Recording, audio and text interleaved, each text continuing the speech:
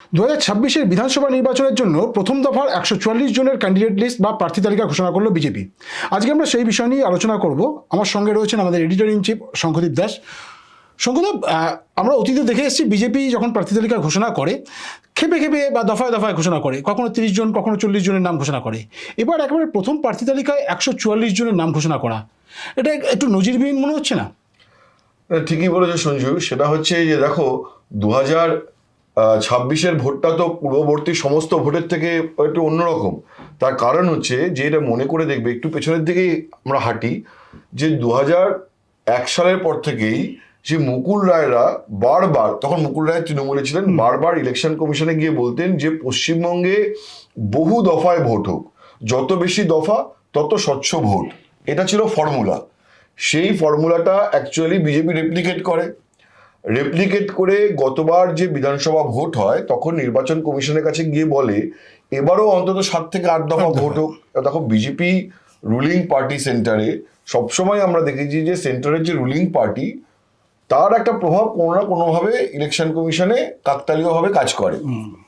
তো গতবার 8 দফায় ভোট হয়, কিন্তু দেখা যাচ্ছে বিজেপি যেটা দেখেছে বা কমিশনও যেটা দেখেছে যে এই 7 দফা 8 দফা করে কোনো মানে নেই, মিনিংলেস হয়ে যাচ্ছে একটা এফোর্ট। তো ওই কারণে, আর বিশেষ করে যখন এসআইআর হয়ে গেছে তখন আর 7-8 দফা কাজ করে লাভ নেই। তখন আর মৃত ভোটার নেই, তখন আর ডুপ্লিকেট ভোটার নেই, তখন আর অন্যত্র চলে যাওয়া ভোটারের নাম নেই ভোটার লিস্টে। সুতরাং ভোটার লিস্টেটা ঝাড়াই বাছাই হয়ে গেছে। এখন যেটা দরকার, ভোটের দিন যথাসম্ভব নিরাপত্তা বজায় রাখা বুথে, সেটা যদি এনশিওর করতে পারি তাহলে এত দফা কি দেখছিলাম। 7 বা 8 দফায় ভোটটা হতো বলেই বিজেপি 6 দফা 8 দফায় অ্যানাউন্স করতো। আগের বারও তাই হয়েছে 21-এর ভোটে, যে 8 দফা ভোট হয়েছে। তারপরে ফার্স্ট ফেজের জন্য বিজেপি প্রথমে ক্যান্ডিডেট লিস্ট করেছে অ্যানাউন্স, সেকেন্ড ফেজের জন্য আবার, থার্ড ফেজের জন্য আবার, এইরকম করে করে গেছে। তার কারণ ইমার্জেন্সিটা বা আর্জেন্সিটা ছিল না যে এক লপ্তে সব ক্যান্ডিডেটের নাম অ্যানাউন্স করে দিই। এক্স্যাক্টলি। সেই কারণেই বিজেপি ধাপে ধাপে করেছে। এটা ঠিক, তুমি ঠিকই বলছো যে অতীতেও আমরা যেটা দেখেছি যে বিভিন্ন স্টেটে ইলেকশনের সময় বিজেপি এক লপ্তে পুরো স্টেটের ক্যান্ডিডেট, যেখানে এক দফাতেও ভোট হয় সেখানে করে না, 50 জন 60 জন করে করে। কিন্তু এবারে দেখো, পশ্চিমবঙ্গের জন্য বিজেপির ক্ষেত্রে কাজটা তৃণমূলের তুলনায় সহজ। তৃণমূলের সিটিং এমএলএরা রয়েছে, ঠিক। বিজেপি তো সিটিং এমএলএ 77 জন, তৃণমূলের মতো অত নয়। এবং মোরাললি সিটিং এমএলএ সবাই পাবেন, 2 জন বাদ দিয়ে আজকে তো দেখলাম অন্তত 2 জনের নাম চমক আছে। আমরা সেই প্রসঙ্গে পরে আসছি। কিন্তু ফলে নতুন ক্যান্ডিডেট, সেই নতুন ক্যান্ডিডেট কাদের হবে বিজেপি অনেক আগে থেকে সার্ভে করে রেখেছে। তাহলে আজকের যে প্রথম দফায় 144 জন প্রার্থীর নাম ঘোষণা করা হলো, মোরাললেস নির্বিবাদী একটা বিষয়, যেখানে কোনো বিবাদ নেই, যেখানে পার্টি ঠিক করে নিয়েছে কাকে কোথায় ক্যান্ডিডেট করা হবে, সেই লিস্ট অ্যানাউন্স হয়ে গেছে। মানে এটা কি বিজেপি অনেকটা ঘর গুছিয়ে নামলো বলা যেতে পারে? দেখো, আমি তো সেদিনকেও বলেছি যে 2021 সালে বিজেপি যে ক্যান্ডিডেট লিস্ট, সেই ক্যান্ডিডেট লিস্ট ছিল একটা অগোছালো, অ্যামেচার, বিভ্রান্তিতে ভরা, দিশাহীনতায় গ্রাস করা একটা ক্যান্ডিডেট লিস্ট, যেখানে কৈলাস বিজয়বর্গীয় যখন বা শিবপ্রকাশ, তাদের মধ্যে কোনো তালমিল ছিল না, ঠিক আছে। শিবপ্রকাশ, দিলীপ ঘোষ, এদের একটা লবি কাজ করেছে। আবার মুকুল রয়, শুভেন্দু অধিকারী, রাজীব বন্দ্যোপাধ্যায়, এরা আবার একটা ব্রাত্য হয়ে পড়েছিলেন, ঠিক আছে। আবার কৈলাস বিজয়বর্গীয়, তিনি আবার তার মতো করে একটা করেছেন। কোথাও থেকে যশ দাশগুপ্তকে ধরে নিয়ে এসছেন, কোথাও থেকে শ্রাবন্তীকে ধরে নিয়ে এসেছেন, এগুলো প্রার্থী করেছেন। এইটার ভেতরে না একটা ম্যাডনেস ছিল, এটার ভেতরে কোনো মেথড ছিল না। অ্যাটলিস্ট এই ভোটে বিজেপির রেজাল্ট যাই হোক না কেন, বিজেপির এই ভোটের যে প্রস্তুতি, সেটা হচ্ছে অনেক সুসংহত, অনেক অর্গানাইজড, অনেক স্ট্রাকচার্ড। এবং তুমি জানবে যে পশ্চিমবঙ্গ বিজেপির যাকে অবজারভার করা হয়েছে, ভূপেন্দ্র যাদব, রাজস্থানের নেতা, তিনি অনেক বেশি অর্গানাইজেশনের লোক। ফলে উনি অনেক বেশি স্ট্রাকচার বিষয় পছন্দ করেন। তারপরে তাঁর নেতৃত্বে এই ফার্স্ট টাইম চেঞ্জটা দেখা যাচ্ছে তাঁর এবং সুনীল বনসালের যে সাংগঠনিক সাধারণ সম্পাদক, বিজেপি সর্বভারতীয় সাধারণ সম্পাদক, which is a very key post of BJP organisational structure. এদের দুজনের যে পৌরোহিত্যে বিজেপি কিন্তু খুব স্ট্রাকচার্ড কাজকর্ম করছে, যে ফলে প্রার্থী তালিকা তৈরির জন্য এই সার্ভেটা অনেক দিন আগে থেকে শুরু হয়ে গেছে, বলে এটা বিজেপির আজকে ঝাড়াই বাছাই করার খুব একটা কোনো সমস্যা ছিল না। এবং দ্বিতীয় কথা হচ্ছে যে যেহেতু এই 144টার মধ্যে মানে বহু সিটেই আর কি, মানে ম্যাক্সিমাম সিটেই বিজেপি সিটিং এমএলএ নেই, তার ফলে সেখানে বিজেপি যাকে সেরা বলে মনে করেছে তাকে প্রার্থী করেছে। এইটা যেমন একটা নজিরবিহীন বিষয়, আর একটা নজিরবিহীন ঘটনা আমাদের পশ্চিমবঙ্গে এর আগে কখনো ঘটেছে বলে আমি অন্তত জানি না, তুমি ভালো ভালো বলতে পারবে, যে একজন প্রার্থী তাকে একসঙ্গে দুটো আসনে দাঁড় করানো, যেটা শুভেন্দু অধিকারীর ক্ষেত্রে ঘটেছে। ভবানীপুর এবং নন্দীগ্রাম দুটো আসনেই তাকে প্রার্থী করা হয়েছে। এটা কি নজির আছে আমাদের পশ্চিমবঙ্গে? বিজেপির দিক থেকে বিজেপির কোনো ক্যান্ডিডেট এর আগে দুটো সিটে দাঁড়িয়েছে বলে আমার অন্তত স্মরণকালে মনে পড়ছে না। এটা তো অনেক বেশি স্ট্র্যাটেজিক্যাল যে শুভেন্দু অধিকারীকে মমতা বন্দ্যোপাধ্যায়ের বিরুদ্ধে প্রার্থী করা। দেখো, শুভেন্দু যে নিজে ভবানীপুরে প্রার্থী হতে চান এটার ভেতর তো কোনো রহস্য ছিল না। শুভেন্দু গত 2 বছর ধরে লাগাতার বলে গেছেন যে পার্টি আমাকে অনুমতি দিলে আমি ভবানীপুরে দাঁড়াতে পারি, আমার কোনো ভয় ডর নেই, আমি ভবানীপুরে দাঁড়িয়ে যাব, দাঁড়িয়ে গিয়ে আমি ওনাকে হারানোর চেষ্টা করবো ইত্যাদি প্রভৃতি। এটার ভেতরে কোনো রহস্য ছিল না। কোয়েশ্চেন ছিল যে বিজেপি কি সেইটা মানবে ডিমান্ডটা। এবার শুভেন্দু পার্টিকে বুঝিয়েছে যে প্রথম কথা হচ্ছে যে রাজ্য বিজেপিকে নিয়ে একটা বিড়ম্বনা বিজেপি নেতাদের মধ্যে আছে, বা একটা ভাবনা উদ্বেগ ছিল যে দেখো যে বাংলার রাজনীতিতে একটা তত্ত্ব ঘুরে বেড়ায়, সেটিং তত্ত্ব, যে বিজেপি এবং তৃণমূলের বোধহয় একটা আঁতাত আছে, শীর্ষস্তর দিদি বাংলায় থাকবে, মোদী দিল্লিতে থাকবেন, এরকম একটা ধারণা অনেকের মানুষের মধ্যে রয়েছে। এই ধারণাটা ভাঙার জন্য শুভেন্দু এবং বিজেপির কিছু হকিশ লিডার তারা চাইছিলেন যে ইডি সিবিআই যে দুর্নীতির বিরুদ্ধে ব্যাপক তদন্ত করে ব্যাপক ধরপাকড় ছাপামারি এসব করুক, এবং কিছু মাথা ধরুক যেসব মন্ত্রী বা নেতার বিরুদ্ধে দুর্নীতির অভিযোগ রয়েছে এবং ট্যাঞ্জেবল কিছু এভিডেন্স পাচ্ছে তাদেরকে অ্যারেস্ট করা। যেমন অতীতে পার্থ চট্টোপাধ্যায় বা জ্যোতিপ্রিয় মল্লিক এদেরকে অ্যারেস্ট করা হয়েছিল।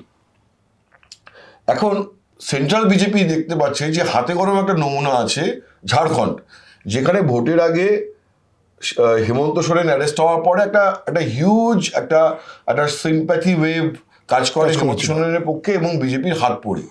তো এই জায়গা থেকেই কিন্তু বিজেপি, আর কিন্তু তুমি দেখবে যে এই ভোটে this is also an exception, যে 2021 বা 2024-এর ভোটের আগে যে ধরপাকড় তৎপরতা দেখা গেছিল, এবার সেটা দেখা যায়নি। তার কারণই হচ্ছে এইটা। তাহলে কিভাবে এই মেসেজটা দেওয়া যাবে যে বিজেপি সিরিয়াস? তখন শুভেন্দু এই অপরচুন মোমেন্টে বলেন যে ভবানীপুরে আমি প্রার্থী হতে পারি যদি আর কেউ প্রার্থী না থাকেন, এবং সেটা অমিত শাহরা মেনে নেয়। তো এই যে সিরিয়াসনেসের মেসেজটা বিজেপি দিতে চায় যে বাংলায় পরিবর্তন আনার ব্যাপারে BJP this time is very serious, এইটার জন্যই শুভেন্দু অধিকারীকে প্রার্থী করা হয়েছে ওখানে। এবং শুভেন্দুর ভদ্রাসন, রাজনৈতিকভাবে শুভেন্দুর ভদ্রাসন হচ্ছে নন্দীগ্রাম। সেটা শুভেন্দু ছাড়বেন না, কারণ ভবানীপুরে তো জয় পরাজয়ের ব্যাপারটা অনিশ্চিত।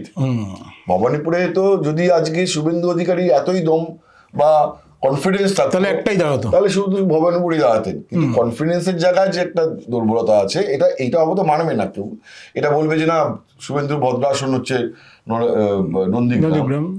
তো যাই হোক না কেন, এই কারণেই এই সিরিয়াসনেসটা বোঝাতেই যে ক্যান্ডিডেট তাকে করা হয়েছে ভবানীপুরে। এবং তুমি মনে করে দেখবে যে এইটা লোকসভা ভোটে 2014 সালে প্রথমবার নরেন্দ্র মোদী, মানে বিজেপির পার্টিতে, এর আগেও হয়েছে কিন্তু বিজেপির পার্টিতে মাইলস্টোন কোনটা? মাইলস্টোন হচ্ছে নরেন্দ্র মোদীর গুজরাটেও ভোটে দাঁড়ানো এবং ইউপি ইলেকশনটাকে প্রভাবিত করার জন্য, গোটা ইউপি ইলেকশনটাকে প্রভাবিত করার জন্য বেনারসে প্রার্থী হওয়া।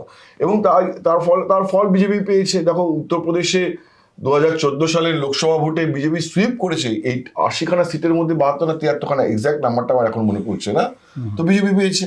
পরবর্তীকালেও দেখো যে নরেন্দ্র মোদী ওখানেই কন্টিনিউ করে গেছে। তো এখন সেইটা তো একটা ডিফারেন্ট পার্সপেক্টিভে ছিল। পশ্চিমবঙ্গের পার্সপেক্টিভে বলা যায় যে বিজেপি এই মেসেজটা দিতে চেয়েছে, বিজেপি সিরিয়াস।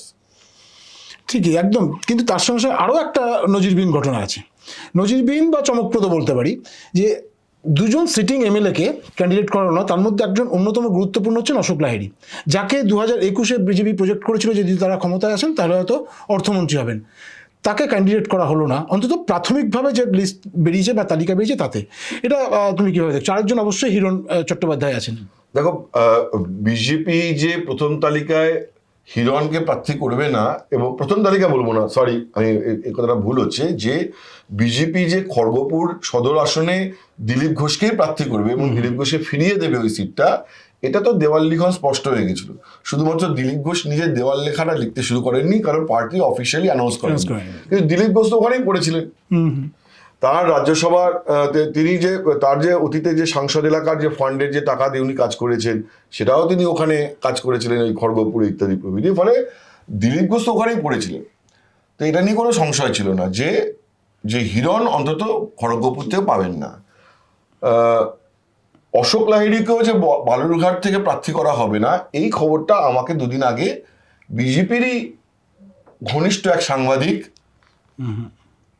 আমাকে বলেছিলেন, কিন্তু আমরা ওয়ালে সেটা লিখিনি। কেন লিখিনি? তার কারণ হচ্ছে যে এখনো পর্যন্ত আমার এটাকে বিশ্বাস করতে জায়গা আছে অশোক লাহিড়ী একদম টিকিট পাবেন না। দেখো, অশোক লাহিড়ীকে কেন আজকে পশ্চিমবঙ্গ থেকে বিজেপির টিকিট দিয়েছিল একটাই কারণে, যে যদি কোনোদিন ক্ষমতায় আসতে পারেন তাহলে অশোক লাহিড়ীর মতন একজন অর্থনীতিবিদ তিনিই হবেন অর্থমন্ত্রী, অটোমেটিক চয়েস হয়ে যায়। তো আজকে যখন বিজেপি পশ্চিমবঙ্গে একটা পরিবর্তনের চেষ্টা করছে, তখন তো একজন এরকম প্রার্থীকে রাখা উচিত। তো এটা হতে পারে, এখনো পর্যন্ত আমি বলছি যে অশোক লাহিড়ীকে হয়তো বালুরঘাটের পরে পরিবর্তে কলকাতা বা তার আশপাশে কোনো সিট থেকে প্রার্থী করা হলো। দেখো, আজও কৃষ্ণনগর উত্তর পশ্চিমবঙ্গে বিজেপির জন্য সব থেকে নিরাপদ এবং সব থেকে সেফ সিট যেটা যাকে বলা যায়, সেই সেফ সিটে তো এখনো পর্যন্ত প্রার্থী আজকের তালিকা অন্তত নেই, আজকের তালিকায় নেই। কে বলতে পারে যে অশোক লাহিড়ীকে কৃষ্ণনগর উত্তরে দিয়ে দিল না? তাই না? তো এরকম হতে পারে, আমি ওটা বলছি না। ইভেন আমি হিরণের ক্ষেত্রেও বলছি যে হিরণকেও হতে পারে যে হিরণ ঘাটালে লোকসভা ভোটে দাঁড়িয়ে প্রার্থী হয়েছিলেন, তো হতে পারে যে ঘাটাল লোকসভার মধ্যে কোনো বিধানসভায় হিরণকে প্রার্থী করে দিলেন, কারণ এখনো আজকে পর্যন্ত 144টি আসনের প্রার্থী তালিকা বিজেপি ঘোষণা করেছে, এখন 152টা, আরো 150টি আসনের 150টি আসনে প্রার্থী তালিকা ঘোষণা বাকি আছে। তো কে বলতে পারে যে বাকি 150-150খানা আসনের মধ্যে হিরণকে ক্যান্ডিডেট করবে না? সুতরাং এখনো লাস্ট ওয়ার্ড বলার সময় আসেনি যে এই দুজনের ব্যাপারে। মানে এমন তো নয় বিজেপির ঝুলিতে হাজার হাজার প্রার্থী, তার দুজন সিটিং এমএলএ কে পুরোপুরি বাদ দিয়ে দেওয়া, সেইটা বিজেপি কতটা করবে লাস্ট মোমেন্ট পর্যন্ত আমাদের দেখতে হবে। একদমই। আরেকটা জিনিস জিজ্ঞেস করি, যে বিজেপির যে প্রার্থী তালিকা 144 জনের, তার মধ্যে আমি দেখছি মাত্র 11 জন মহিলা আছে, অর্থাৎ যদি শতাংশের হিসেবে দেখা যায় 7.6% কি 7.7%। আর 40 বছরের নিচে এমন প্রার্থীর সংখ্যাটা 36 জন বা 25% মতো। এই বিষয়টা কেমন দেখছো? কারণ তুমি জানো যে বারবার করে বিজেপির পক্ষ থেকে এইসব না, আমি মনে করি যে পশ্চিমবঙ্গের রাজনীতিতে যা ঘরানা তৈরি হয়েছে, তাতে এইসব পরিসংখ্যান একেবারে মূল্যহীন বলবো না, খুব বেশি ইম্পর্টেন্ট নয়। তার কারণ হচ্ছে, দেখো, পশ্চিমবঙ্গের রাজনীতিতে সিম্বলে ভোট হয় তৃণমূল নয় বিজেপি, ক্যান্ডিডেট ম্যাটার করে না। তুমি বলো না যে আজকে হয়তো খারাপ লাগতে পারে যে যে টালিগঞ্জের মতো সিট, মানে আমি কাউকে ছোট করতে বলছি না, বা ধরো তুমি মানে তৃণমূলের জন্য কোনো একটা সেফ সিট ধরো, ঠিক আছে, তো সেই যে বা মানিকতলা আসন, এখানে তুমি শশী পাজাকে প্রার্থী করবে না তুমি সুপ্তি পান্ডেকে প্রার্থী করবে না তুমি কুণাল ঘোষকে প্রার্থী করবে, কোনো ম্যাটার করে? এখানে দলটাই, তাই না? তো ফলে বিজেপি, এইটা তুমি বলতে পারো মহিলাদের ক্ষমতায়ন ইত্যাদি কথা নানা রকম বলতে পারো। দেখো, তৃণমূল রুলিং পার্টি, একটা 15 বছর ধরে পার্টি পশ্চিমবঙ্গে ক্ষমতা রয়েছেন, তারা গ্রাসরুট থেকে পঞ্চায়েত থেকে নেত্রী তৈরি করে করে করে উপরে নিয়ে এসছেন। তার ফলে তো বিজেপিতে তৃণমূলে একজন জ্যোৎস্না মান্ডি তৈরি হয়েছে, একজন বীরবাহা হাসদা তৈরি হয়েছে, বা একজন ফিরদৌসী বেগম তৈরি হয়েছেন, একজন অসীমা পাত্র আছেন, উত্তর 24 পরগনা জেলা পরিষদের সভাধিপতি কি বিবি না, দক্ষিণ 24 পরগনা উত্তর 24 পরগনা রহিমা বিবি আছেন। তো এটা তো গ্রাসরুট থেকে তৈরি করেছে, ফলে তৃণমূলের পক্ষে যেটা সহজ, বিজেপির পক্ষে আজকে সেটা সহজ নয়। তো ফলে সেই জন্য বিজেপিতে আজকে তৃণমূলে যেভাবে 30% 40% মহিলা ক্যান্ডিডেট হয়, সেভাবে বিজেপিতে এক্সপেক্ট করাটাও ভুল। দুই হচ্ছে, তুমি বলছো যে তরুণরা কম প্রবীণরা বেশি লিস্টে, কারণ হচ্ছে যে বিজেপি এবারে ফর্মুলাই করে নিয়েছে যে 16 আনার মধ্যে 18 আনা খাঁটি বিজেপি তাদেরকেই প্রার্থী করা হবে। বাইরে থেকে দুম করে নিয়ে আসা প্রার্থী, মানে অন্য পার্টির লোককে দুম করে ক্যান্ডিডেট করা হবে না, যেটা গতবার হারাকিরি হয়েছিল। এবার কথা হচ্ছে যে তা বলে কি একেবারে তৃণমূল থেকে আনা লোককে ক্যান্ডিডেট করা হবে না, সেরকম নয়। কিন্তু বিজেপি এবারে এই 294টি আসনকে 3টে ভাগে ভাগ করেছে। ক্যাটাগরি এ সিট, যে সিটগুলোতে বিজেপি মনে করে যে তারা অবধারিতভাবে জিততে পারে, তাদের জেতার সম্ভাবনা 12 আনা বা 16 আনা, সেখানে সেটা ক্যাটাগরি এ। তারপরে যে কিছু সিট যেখানে মনে করেন যে তারা লড়াই দিতে পারবেন বা ভালো লড়াই দিতে পারবেন, আর সি ক্যাটাগরি সিট যেখানে হচ্ছে যে বিজেপি মনে করে যে তারা কোনোভাবেই জিতবে না, ঠিক আছে। মানে ধরো মেটিয়া বুরুজ, বা ধরো তোমার দেগঙ্গা, মানে দাঁড়াতে হয় বলে দাঁড়াবো, বা ধরো তোমার হাওড়া দক্ষিণ, ঠিক আছে। এইসব সিটগুলো বিজেপি সি ক্যাটাগরি সিট। কিন্তু ধরো আজকে দেগঙ্গাতেই যে তৃণমূলের কোনো একজন, দেগঙ্গার সংখ্যালঘু অধ্যুষিত আসন, কিন্তু তৃণমূলেরই কোনো সংখ্যালঘু বড় নেতা এসে বলেন আমি দেগঙ্গাতে আমাকে যদি বিজেপি জয়েন করে যান, বিজেপি ভাবতেই পারে যে তাকে প্রার্থী করার ব্যাপারে। তো সি ক্যাটাগরি সিটের জন্য ব্যাপারটা এখনো ওপেন, আচ্ছা, ঠিক আছে, বা হয়তো ওপেন ছিল, এখন তো সময় চলে এসেছে ক্যান্ডিডেট করার জন্য। কিন্তু বিজেপি যে সিটগুলোতে জিততে পারে বলে মনে হয়, মানে তাদের আশা আছে, সেখানে কিন্তু বিজেপি একদম পুরো খাঁটি বিজেপি লোকেদের করেছে। তার ফলে তার মধ্যে আরএসএস করে আসা বিজেপি নেতারা রয়েছেন, দীর্ঘদিন ধরে বিজেপি যারা করছেন, লোকাল লিডার, লোকাল মাস্টার মশাই, লোকাল ডাক্তারবাবু, এই ধরনের মানুষজনকে প্রার্থী বেছে নিয়েছেন। এখন কি হয়েছে যে এই মুখগুলোকে তো কলকাতা বসে অনেকেই চেনে না, আমরাও চিনি না। ইভেন বিজেপির কলকাতার অনেক নেতাই তাদের চিনতে পারবেন না এদেরকে। যেমন ধরো বিজেপি লোকসভা ভোটে প্রথম যখন সুকান্ত মজুমদারকে প্রার্থী করেছিল, বা জ্যোতির্ময় সিং মাহাতো, বা ধরো তোমার জগন্নাথ সরকার, কজন চিনতো? নিজের জেলা ছাড়া তো বাইরে কেউ চিনতো না, মানুষেরাও সবাই চিনতো না। তো এইটা তো একটা বিজেপির ক্ষেত্রে, বিজেপি যেহেতু একটা ইভলভিং পার্টি পশ্চিমবঙ্গে এখনো, তার ফলে সব প্রার্থীকে আমাদের সবার পক্ষে চেনা মুশকিল। তাহলে বিজেপিও লোকাল লেভেল, লোকাল স্তরে একেবারে লোকালি পপুলার ডক্টর, মাস্টারমশাই, যিনি দীর্ঘদিন ধরে আরএসএস করছেন, যিনি দীর্ঘদিন ধরে বিজেপি করছেন, তাদেরকে প্রার্থী করেছে। মানে সেক্ষেত্রে আমরা কি এক কথা বলতে পারি যে এবারের এই নির্বাচনে বিজেপির do or die situation? Do or die এই কথাগুলো তো মানে একটা এমন, এই কথাগুলো বলেন যে ধরো ডানপন্থী রাজনীতিতে কিছু কিছু দল বলেন, কিন্তু ধর ক্যাডার বেসড পার্টি কখনো ডু অর ডাই বলে না। ক্যাডার বেসড পার্টি সবসময় মনে করেন যে এবার না হলে আবার হবে, অন্যভাবে হবে। তো ফলে বিজেপি একটা strong cadre based party, BJP এই ধরনের কথা কখনো বলবে না, এবার নয় নেওয়ার, এই ধরনের কথা বলবে না। এইটা তৃণমূল থেকে আসা কোনো নেতা যদি বিজেপিতে জয়েন করেন, তিনি বলতে পারেন যে এবার নয় নেওয়ার, তিনি বলতে পারেন যে এবার যদি বিজেপি ক্ষমতা না আসে, তার পশ্চিমবঙ্গে বিজেপি চিরতরে একজন অপোজিশন পার্টি হয়ে যাবে, ঠিক আছে, এসব বলতে পারে। বিজেপির কোনো কোর বিজেপি নেতার মুখ থেকে বা দিলীপ ঘোষের মুখ থেকে কোনো এই কথাটা বার করতে পারবে না। কারণ বা আজকে